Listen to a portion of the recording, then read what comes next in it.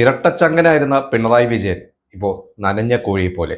ഇത് ഞാൻ പറഞ്ഞതല്ല, മുതിർന്ന നേതാവും എം എൽ എ ഒക്കെ ആയ ജി സുധാകരൻ പറഞ്ഞതാണ്.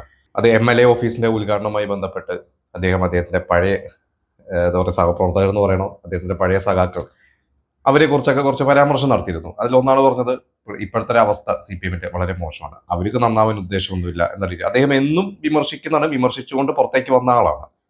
അദ്ദേഹം പറഞ്ഞത്, അവിടെ ബാലഗോപാലിലേക്ക് ഇരിക്കുന്ന കണ്ടു കഴിഞ്ഞാൽ ഭയങ്കര സങ്കടം തോന്നും, തോമസ് ഐസക്കൊക്കെ ആയിരുന്നെങ്കിൽ എന്തെങ്കിലുമൊക്കെ പറയുമായിരുന്നു എന്നൊക്കെ അദ്ദേഹം പറഞ്ഞു. എനിക്ക് തോന്നുന്നു എലക്ഷൻ കഴിഞ്ഞ ശേഷവും സി പി എമ്മിൻ്റെ കഷ്ടകാലം കഴിഞ്ഞിട്ടില്ല. ആദ്യം ഈ ഇ ഡിയുടെ ആക്രമിച്ച കേസ്, അത് ശരിക്ക് കുറച്ച് കടന്ന കൈയായിപ്പോയി, അതിൻ്റെ ഒരു ആവശ്യമില്ലായിരുന്നു എന്ന് പിന്നീട് പാർട്ടി അണികൾ തന്നെ പറഞ്ഞു തുടങ്ങിയിരുന്നു. കാരണം വീണ വിജയനെതിരെയാണ് ഇ ഡിയുടെ അന്വേഷണവും ഇ ഡി വന്ന് തെളിവെടുപ്പ് നടത്തലും എല്ലാ കാര്യങ്ങളും ഒക്കെ. അതിൽ പിണറായി വിജയനെ അതിൽ ശരിക്കും പ്രതി ചേർത്തിട്ടൊന്നുമില്ല. പക്ഷെ പിണറായി വിജയനെ സപ്പോർട്ട് ചെയ്യുക എന്നുള്ള രീതിയിൽ, വീണനെ സപ്പോർട്ട് ചെയ്യുന്ന രീതിയിലോട്ട് അത് മാറി. ഇത് എല്ലാവരുടെയും കാര്യത്തിൽ കാണുന്നില്ലല്ലോ എന്നുള്ളതൊക്കെയായിരുന്നു വിമർശകരൊക്കെ പറഞ്ഞിരുന്നത്. ബിനീഷ് കോടിയേരി ഇതിനെ സപ്പോർട്ട് ചെയ്യാൻ വന്നതും, പണ്ട് ബിനീഷിനെതിരെ അന്വേഷണം വന്നു കഴിഞ്ഞപ്പോൾ ബിനീഷ് പാർട്ടി പ്രവർത്തകനല്ല, അതുകൊണ്ട് ബിനീഷ് സപ്പോർട്ട് ചെയ്യില്ല എന്ന് അന്ന് പാർട്ടി സെക്രട്ടറി ആയിരുന്ന കോടിയേരി ബാലകൃഷ്ണന്റെ മകനായിട്ട് കൂടിയും ബിനീഷിനെ പാർട്ടി കൈ ഒഴിഞ്ഞതാണ്. അപ്പൊ ഇതെല്ലാം കൂടി ചൂണ്ടിക്കാട്ടി അത് ഈ ഒന്ന് ഉഷാറാക്കാൻ വേണ്ടി, അതായത് തെരഞ്ഞെടുപ്പിന്റെ പരാജയത്തിൽ നിന്നും ഒന്ന് തിരിച്ചു വന്ന് ഒന്ന് ഉഷാറാക്കാൻ വേണ്ടി ഒരു പക്ഷേ സി പി എം പാർട്ടി തീരുമാനിച്ച് ഇറങ്ങി തിരിച്ചതായിരിക്കാം. പക്ഷെ അത് കുറച്ച് കടന്നു കൈപോയി. കാരണം ഇ ഡിയുടെ വണ്ടി ആക്രമിക്കുക, അവരെ കൈയേറ്റം ചെയ്യുക, കല്ലെറിഞ്ഞ് പൊട്ടിക്കുക എന്നൊക്കെ പറഞ്ഞു കഴിഞ്ഞാൽ അത് കുറച്ച് പ്രശ്നമാണ്. ഇപ്പം എന്തായാലും അവരൊക്കെ അതിൽ അന്ന് ആക്രമിച്ച കുറേ പേരെ ഇപ്പോൾ റിമാൻഡിലാക്കിയിട്ടുണ്ട്. തൽക്കാലം ഉടനെയൊന്നും ഇറങ്ങില്ല, എനിക്ക് തോന്നുന്നു 60 ദിവസം കഴിഞ്ഞിട്ടൊക്കെ അവർ ഇറങ്ങുള്ളൂ എന്നുള്ളതാണ് അറിവ്. അവരെ പറഞ്ഞത് പ്രകോപനം മൂലമുണ്ടായതാണ്, ഞങ്ങൾ അങ്ങനെയൊന്നും വിചാരിച്ചതല്ല എന്നുള്ളതൊക്കെയാണ്. പക്ഷെ അതൊക്കെ വെറും കെട്ടുകഥയാണ് എന്നുള്ളതാണ് പോലീസ് പറഞ്ഞിരിക്കുന്നത്. അപ്പം എന്തായാലും സി പി എമ്മിന് അതൊരു ക്ഷീണമാണ്. അവർ പ്രതിരോധിക്കാൻ നോക്കിയതോ എന്തായിക്കോട്ടെ, ഇ ഡിനെ ആക്രമിച്ചത് ഒരു ക്ഷീണമായി. മറ്റൊന്ന് നമുക്കറിയാം, കരുവന്നൂര് കാര്യം.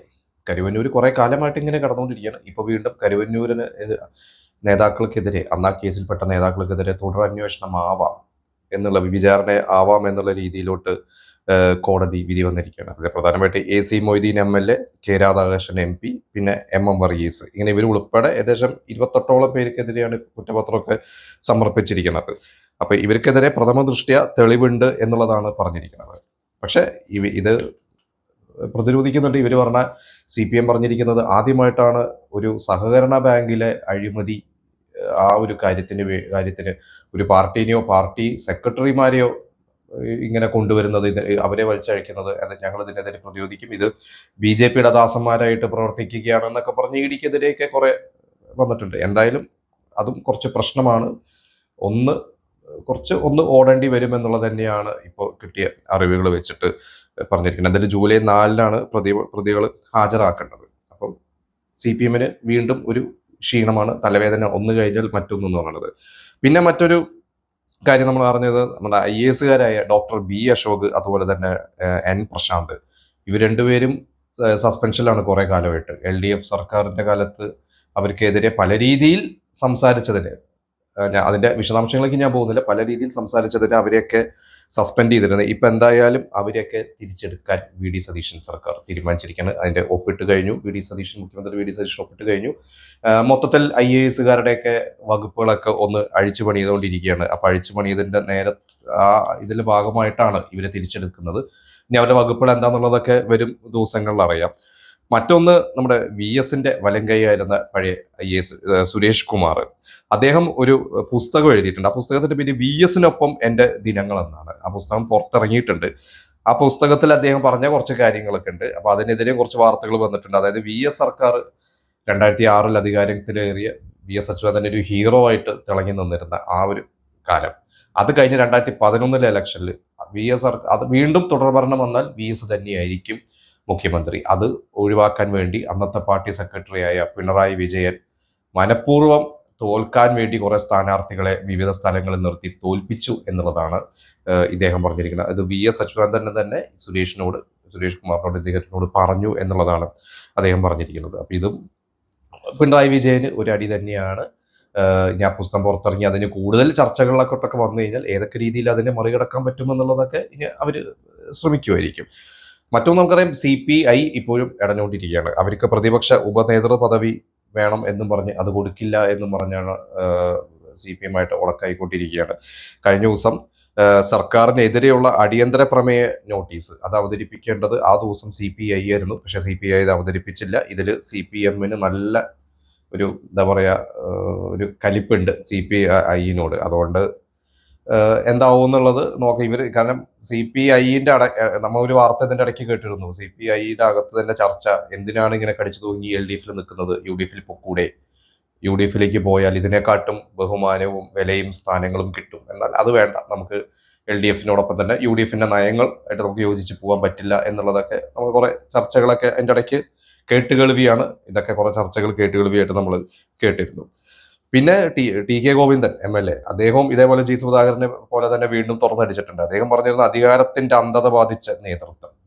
കാരണം എന്തുകൊണ്ട് തോറ്റു എന്നുള്ള രീതിയിൽ അദ്ദേഹം പറഞ്ഞത്, താഴെ ഉള്ളവരുടെ അവരുടെ പ്രശ്നങ്ങൾ കേൾക്കാൻ പാർട്ടി തയ്യാറായില്ല, അടിസ്ഥാന വർഗത്തെ മറന്നു, പിന്നെ നിർമ്മാണ തൊഴിലാളികൾക്ക് പെൻഷൻ കൊടുത്തില്ല. പിന്നെ അദ്ദേഹം പറഞ്ഞ വലിയൊരു പോയിന്റ് ഉണ്ട്, കോടികൾ വിലയുള്ള കാറുകളിൽ ഇവിടുത്തെ ദേശീയപാതയിലൂടെ സഞ്ചരിക്കുന്ന കോടീശ്വരന്മാരല്ല CPMന്റെ അല്ലെങ്കിൽ കമ്മ്യൂണിസ്റ്റിന്റെ നിലനിൽപ്പ്, അത് സാധാരണക്കാരാണ്. ആ സാധാരണക്കാരെ മറന്നതാണ് CPMന്റെ പ്രശ്നം എന്നുള്ളത് അദ്ദേഹം പറഞ്ഞിട്ടുണ്ട്.